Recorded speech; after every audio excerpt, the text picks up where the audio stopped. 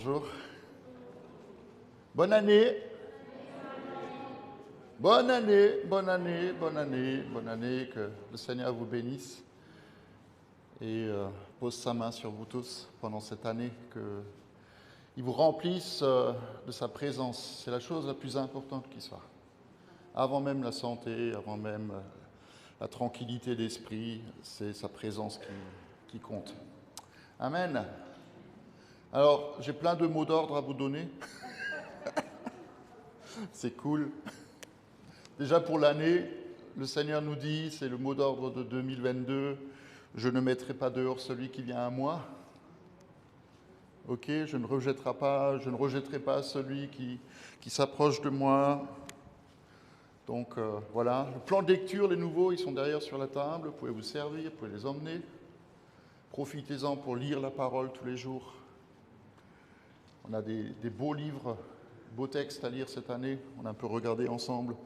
Il y a de quoi faire pendant les 364 jours qui nous restent dans cette année.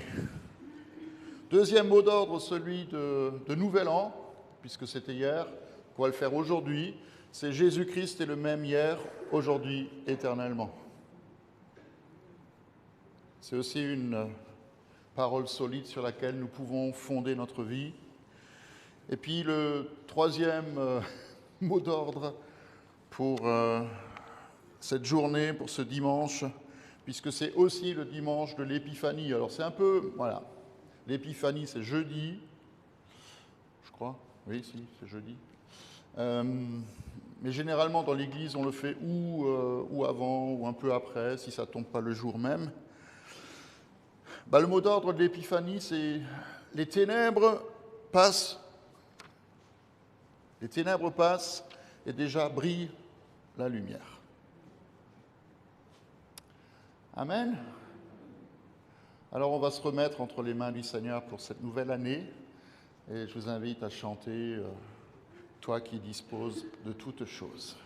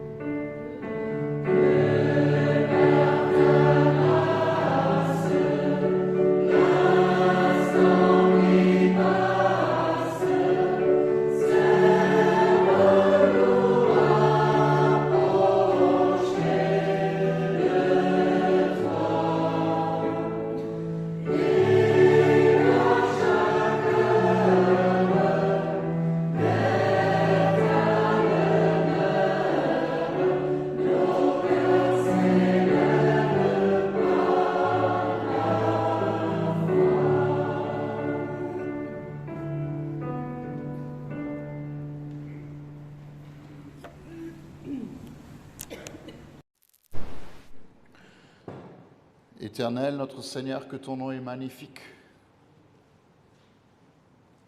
Éternel, notre Seigneur, que ton nom est magnifique sur toute la terre. Ta majesté domine le ciel.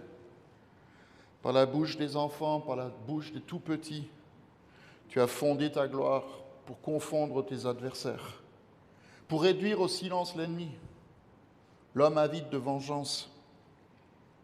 Quand je contemple le ciel, œuvre de tes mains, la lune et les étoiles que tu as formées, je dis, qu'est-ce que l'homme? Qu'est-ce que l'homme pour que tu te souviennes de lui? Qu'est-ce que le Fils de l'homme pour que tu prennes soin de lui? Tu l'as fait de peu inférieur à Dieu et tu l'as couronné de gloire et d'honneur. Tu lui as donné domination sur tout ce que tes mains ont créé et tu as tout mis sous ses pieds. Les brebis comme les bœufs et même les animaux sauvages, les oiseaux du ciel et les poissons de la mer, tout ce qui parcourt les sentiers de la mer. Éternel, notre Seigneur, que ton nom est magnifique sur toute la terre. Amen. Quelle responsabilité nous avons de proclamer la grandeur de notre Dieu. On va le chanter ensemble. Éternel, notre Seigneur, que ton nom est magnifique. Je répète le psaume 8.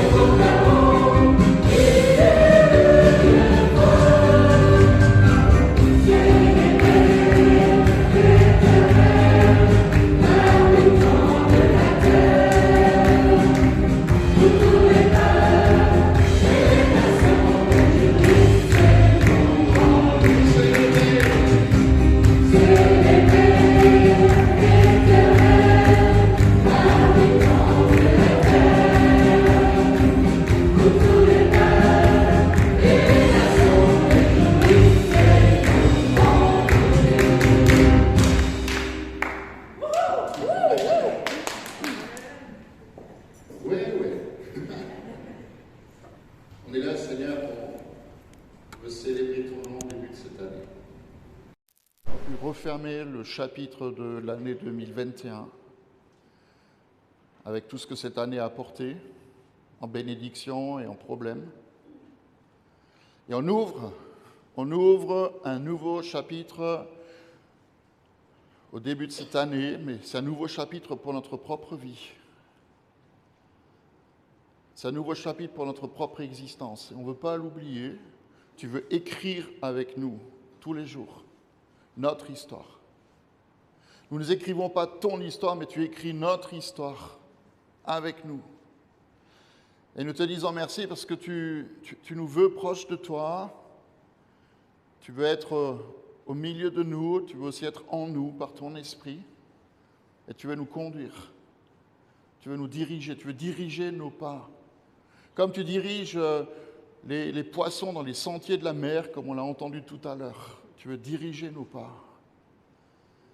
Et nous voulons nous remettre simplement entre tes mains. Te prier pour nous-mêmes, te prier pour nos maisons, te prier pour nos bien-aimés, te prier pour nos amis et nos voisins, pour ceux qui te connaissent et ceux qui ne te connaissent pas. En appelant déjà maintenant sur eux ta faveur, ta grâce, ta bonté, ton amour. Et que tu nous donnes aussi dans cette maison qui est ta maison, comme à Macvillers, à l'église là-bas, que nous puissions accueillir toujours ta présence. Nous prions que dans ce lieu, comme dans nos maisons, tu viennes par ton esprit, tu viennes nous visiter, tu viennes nous visiter d'en haut, et que nous puissions nous laisser porter par toi, conduits par toi. Nous chantons ensemble que ces lieux soient visités par ta sainte présence.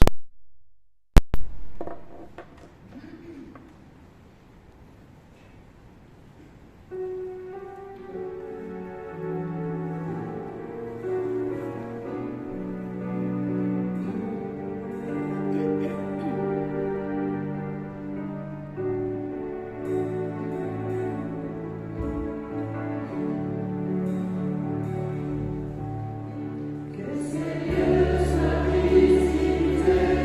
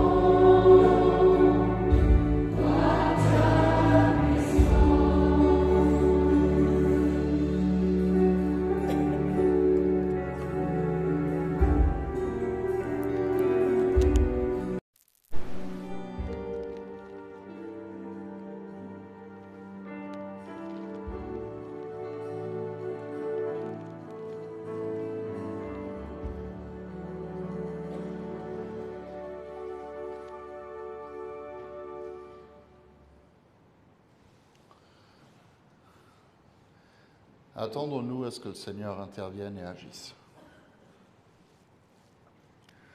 À vous maintenant qui dites, Jacques chapitre 4, à vous maintenant qui dites, aujourd'hui ou demain nous irons dans telle ou telle ville, nous y passerons une année, nous y ferons des affaires et nous gagnerons de l'argent, vous qui ne savez pas ce qui arrivera demain. En effet, qu'est-ce que votre vie ? C'est une vapeur qui paraît pour un instant et qui disparaît ensuite. Vous devriez dire au contraire, si Dieu le veut, nous vivrons et nous ferons ceci ou cela. Mais en réalité, vous vous montrez fiers de vos fanfaronnades. Toute fierté de ce genre est mauvaise. Si donc quelqu'un sait faire ce qui est bien et ne le fait pas, si quelqu'un sait faire ce qui est bien et ne le fait pas, il commet un péché.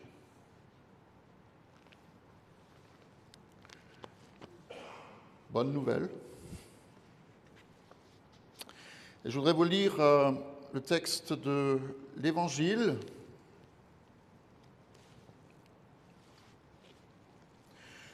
Jésus retourne en Galilée, revêtu de la puissance de l'Esprit, et sa réputation gagnait toute la région. Il enseignait dans les synagogues et tous lui rendaient gloire. Il se rendit à Nazareth où il avait été élevé et conformément à son habitude, il se rendit à la synagogue le jour du sabbat et se leva pour faire la lecture.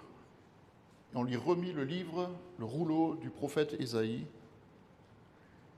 Il le déroula et trouva l'endroit où il était écrit « L'Esprit du Seigneur est sur moi, parce qu'il m'a consacré par onction pour annoncer une bonne nouvelle aux pauvres.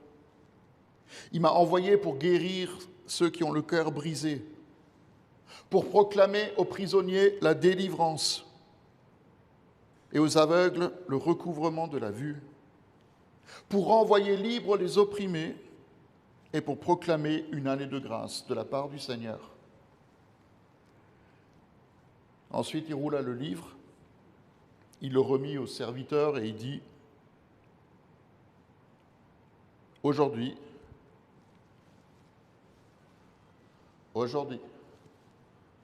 cette parole de l'Écriture, celle que vous venez d'entendre, elle est accomplie. »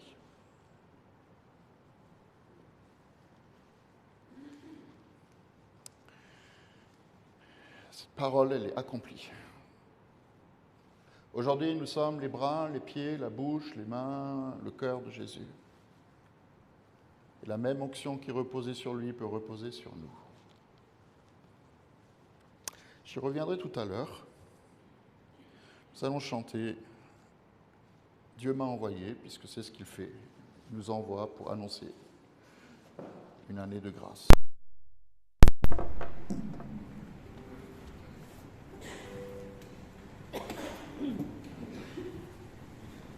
Amen.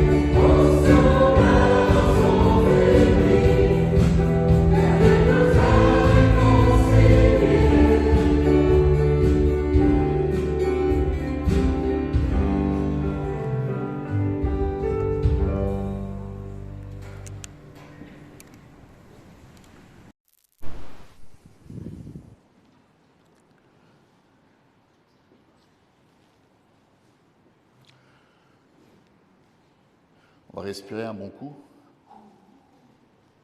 Ok.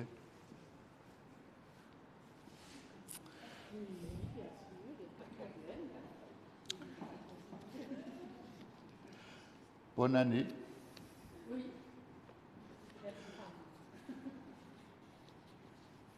s'est posé la question avant-hier, quand on a clos l'année, si cette année passée a été bonne pour nous.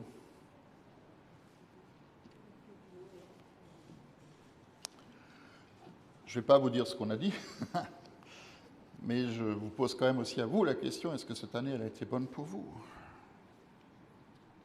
En tout cas, moi je crois profondément que l'année qui vient sera meilleure. Amen. Moi je prie que la parole du Seigneur, elle demeure dans votre cœur. Et que ce qu'il veut vous dire ce matin, ou ce qu'il veut vous dire dans les jours qui viennent, ou les semaines qui viennent, je voudrais vous inviter vraiment à le garder précieusement en vous. Que le Seigneur vous accorde sa faveur, qu'il vous donne sa bénédiction, qu'il fasse du bien à chacun et chacune d'entre vous, qu'il vous fasse grâce aussi, parce que vous allez tous commettre des erreurs, comme chacun. Rappelez-vous que personne ne pourra jamais vous arracher de la main du Père. Personne. Aucune puissance. Personne. Que le Seigneur ne rejettera jamais celui qui vient à lui.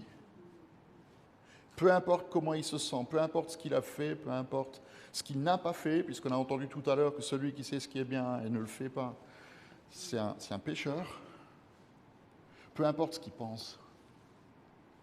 Je voudrais vraiment vous encourager ce matin à prendre ces paroles que le Seigneur veut vous donner, tout ce que je viens de dire, comme un trésor. Thésaurisez-le. Vous avez tous eu sur votre compte en banque les 0,5% d'intérêt de votre épargne. Ce n'est pas grand-chose.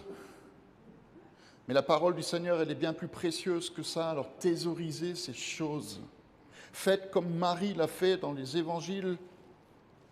Ce qu'elle a reçu des bergers quand ils sont allés voir Jésus, ce que les uns et les autres, Siméon et Anne, vont dire quand elle va au temple avec Joseph pour présenter Jésus. La parole nous dit qu'elle a gardé ces choses, elle les a méditées, elle les a conservées précieusement et elle s'en est souvenue. Vous savez pourquoi? Parce qu'elle savait, et nous le savons aussi, que l'ennemi va essayer par tous les moyens de nous voler la parole. Il va essayer de nous voler les promesses de Dieu. C'est comme si la parole de Dieu, comme si les promesses que le Seigneur fait sur nos vies attiraient l'opposition. Je ne sais pas si vous l'avez déjà remarqué, c'est comme s'il y avait une tension en nous qui se lève quand Dieu me dit quelque chose. Et la tension, elle est liée à cette question, est-ce que je le crois ou pas?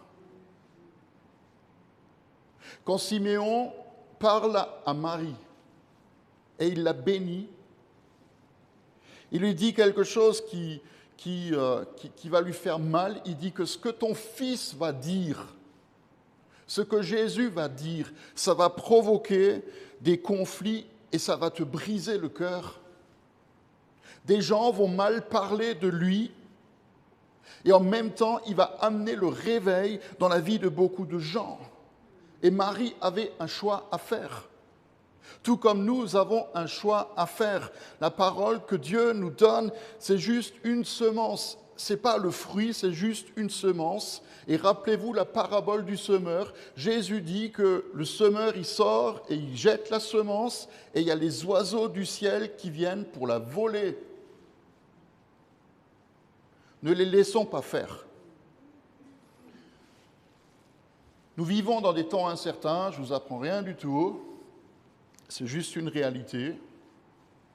Et la question qui se pose à nous au début de cette année, c'est de savoir comment nous pouvons vivre avec espérance et regarder en avant avec espérance dans un monde qui en manque beaucoup. Le monde est secoué. Et peut-être que certains d'entre nous, nous le sommes aussi, secoués.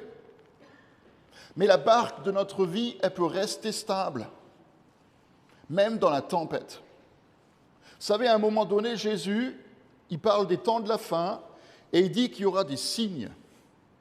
Il dit qu'il y aura des famines, des guerres, des tremblements de terre. Il y a des prophètes aujourd'hui dans l'Église qui parlent d'éruptions volcaniques qui vont se multiplier, et vous allez le voir en 2022, moi j'en suis persuadé. Il y a des feux qui vont se déclarer à droite et à gauche. Isabelle pourrait témoigner, hein, elle est là ce matin. Sa sœur est au Colorado. Elle était en plein milieu des incendies qui ont sévi, et je trouvais ça tellement extraordinaire, que le feu, il était là, et puis hier, il a neigé, et tout le feu, tous les incendies se sont éteints. Le Seigneur était là, il a posé sa main. Il y a des signes qui sont donnés.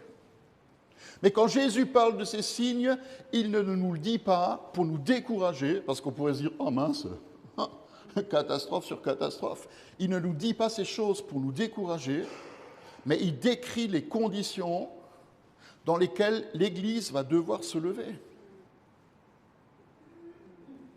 Si vous vous imaginez que 2022 sera une année où vous serez assis sur un nuage rose, j'ai envie de vous dire qu'il y a de grandes chances que vous vous trompiez. Et je ne parle pas de nos vies, je vais rajouter quelque chose. Sinon vous allez dire, ben non, ce n'est pas la peine. Je ne parle pas de nos vies, mais je parle de la situation qu'il y a dans le monde.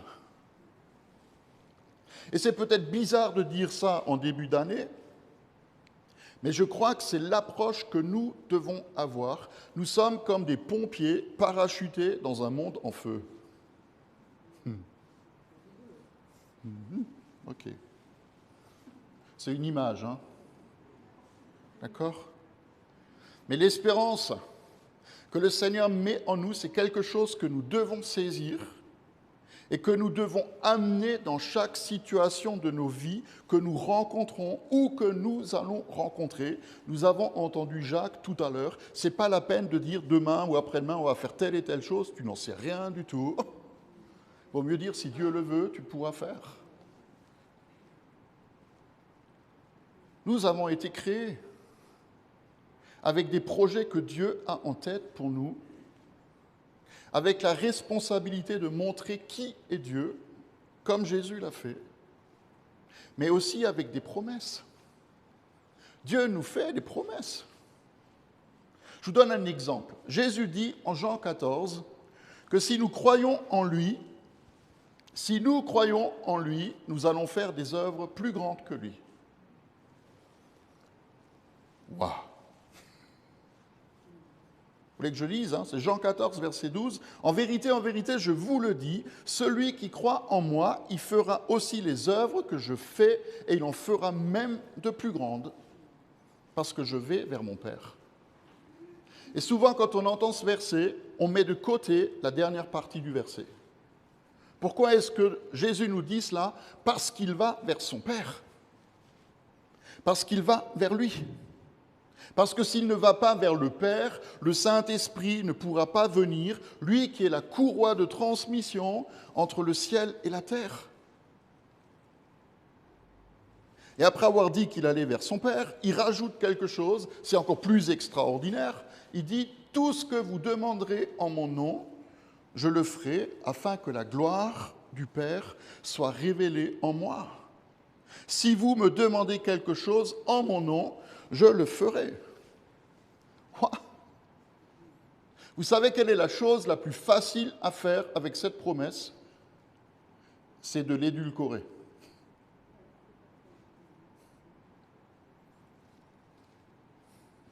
Vous savez pourquoi? C'est juste pour nous rendre plus à l'aise. On essaie de rapetisser ce que Jésus promet. Tout ce que vous demanderez en mon nom, je le ferai pour vous afin que mon Père soit glorifié. Je le rapetisse parce que ça me rend inconfortable. Vous savez pourquoi ça me rend inconfortable? Parce que j'ai déjà essayé et ça n'a pas marché. Tout ce que j'ai demandé. Prenez la partie.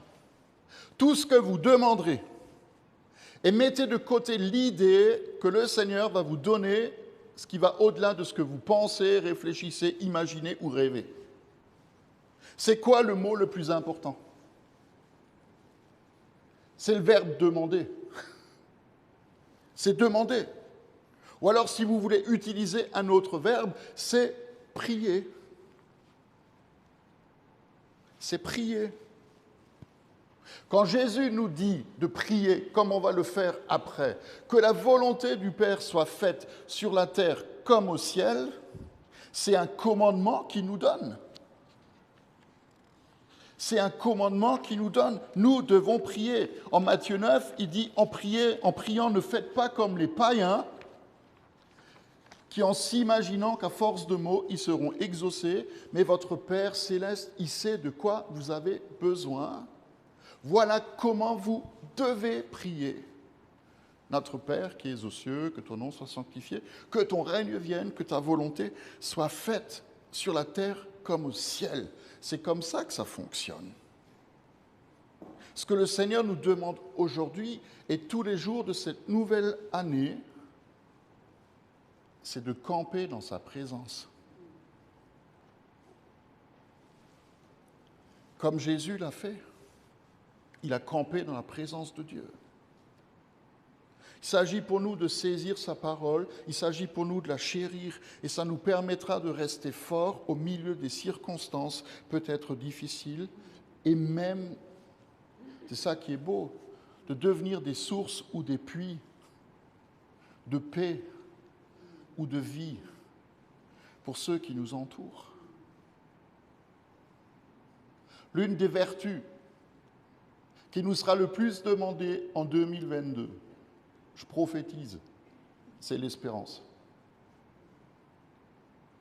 C'est garder de la stabilité quand le bateau tangue. Mais pas seulement pour nous, mais aussi pour d'autres.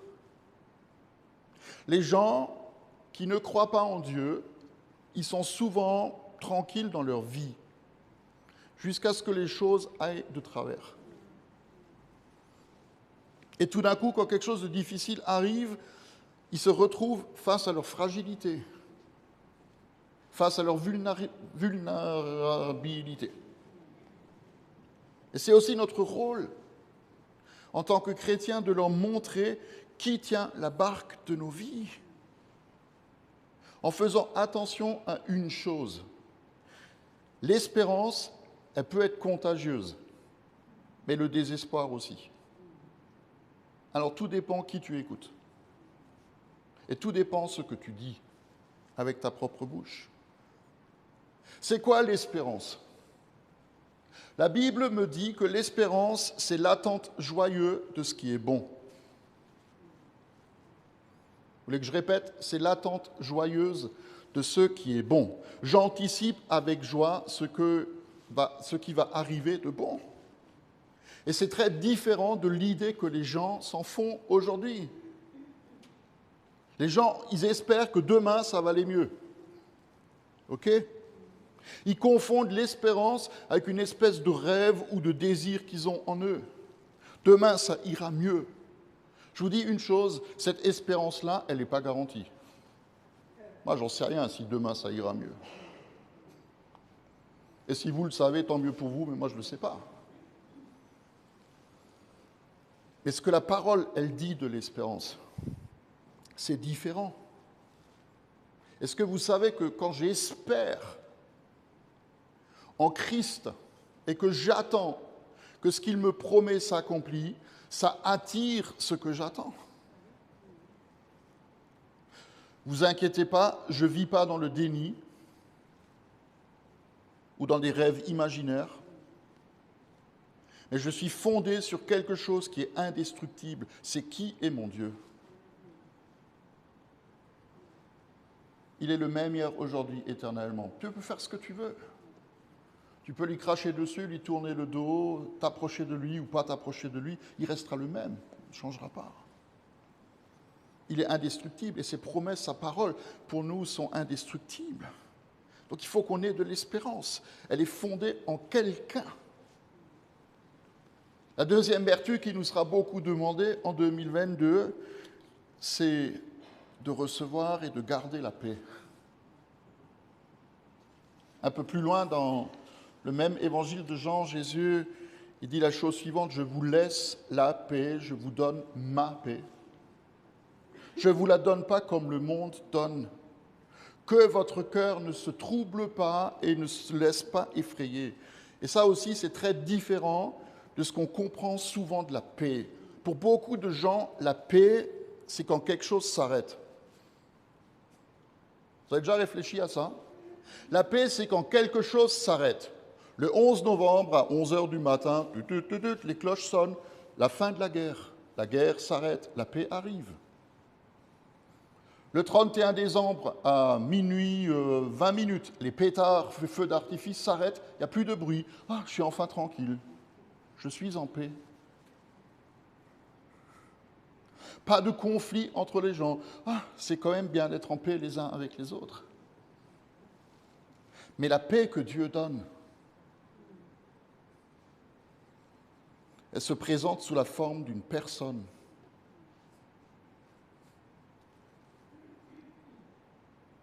Elle se présente sous la forme du prince de la paix. Christ est ma paix. Et si Christ vit en moi, je peux être en paix, même si autour de moi, ça s'agite. Ça veut dire quoi pour nous? Ça veut dire qu'il faut que nous apprenions à faire ce qu'il nous dit. Ne pas se laisser effrayer. Ne pas s'inquiéter. Ne pas nous laisser voler notre paix. Et il le dit tout le temps dans ce qu'il enseigne. Parce qu'il sait que si nous laissons notre anxiété, les peurs, le trouble nous envahir, nous sommes fichus. Ce n'est pas facile. Mais c'est encore une raison pour laquelle nous devons chercher sa présence. Nous devons demeurer en lui encore et toujours. C'est tellement facile de se laisser submerger par les problèmes personnels, sans compter les problèmes du monde. Et pourtant, le royaume de Dieu, il est réel. Le royaume de Dieu, il est présent. Jésus dit même qu'il est au milieu de nous. Il est là, ici et maintenant. Il est à la portée de notre main. Le royaume de Dieu, là où il vient, quoi? Annoncer une bonne nouvelle aux pauvres, proclamer une année de grâce, libérer les captifs, ouvrir les yeux des aveugles, manifester sa bonté. Tout à l'heure, j'ai parlé du bateau qui tangue. Chaque fois que Jésus était dans un bateau, il y avait la tempête. Il était tranquille. Il a dormi dans la tempête, il a parlé à la tempête, il a marché sur la tempête. Vous savez pourquoi il arrivait à le faire? Parce que dans son monde, à lui, il n'y a pas de tempête. Point final. Il n'y a pas de tempête. Ça peut s'agiter, mais tu peux être intérieurement tranquille. Il ne nous a pas seulement demandé de prier que ce qui est au ciel descende sur la terre, il nous a montré ce que ça veut dire sur la terre, comment on est au ciel. Et de la même façon, nous sommes invités à le vivre. Il faut que nous le vivions, sinon ça restera juste une belle théorie. Si la parole me dit que je peux vivre ou faire telle ou telle chose que Dieu me montre, c'est juste concret. Dieu, il ne va pas se révéler à moi comme un sauveur pour que je devienne plus intelligent. Il est un sauveur pour que je puisse expérimenter dans ma vie le salut, dans toutes ses dimensions. Il ne se présente pas comme celui qui, en théorie, veut pourvoir à mes besoins. Il est celui qui, tous les jours, m'invite à chercher en lui les ressources dont j'ai besoin. Amen. Il y en a deux. Je crois qu'une chose est importante qu'on oublie souvent dans l'Église aujourd'hui, c'est de méditer la parole. Méditer la parole, c'est autre chose que d'allumer des bougies et laisser son esprit vagabonder. Méditer la parole, c'est saisir la parole que Dieu me donne et la chérir en moi, la prendre en moi, me la repasser dans ma tête, mais surtout dans mon esprit, de me la redire. Vous savez, c'est bien différent de toutes les techniques de méditation qu'on nous propose aujourd'hui. Le monde te dit, si tu veux méditer, il faut que tu vides ton esprit. C'est vachement dangereux. C'est vachement dangereux parce qu'il y a plein d'esprits qui veulent chercher à prendre la place qui est vide. Et ce n'est pas forcément l'Esprit de Dieu. OK? On est d'accord avec ça? Si vous n'êtes pas d'accord, ce n'est pas grave. Mais vous en ferez l'expérience. La méditation biblique, c'est quoi? C'est je me laisse remplir par ce que Dieu me dit. C'est laisser sa parole mûrir en moi et me transformer petit à petit. Donc il faut qu'on ait de l'espérance, il faut qu'on soit en paix. Je voudrais nous laisser une dernière chose, après j'arrête. Rappelez-vous toujours que Dieu est bon.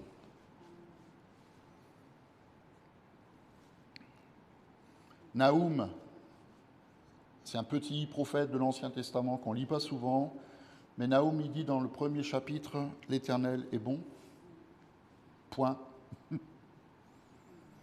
n'y a pas marqué « L'Éternel est bon », mais...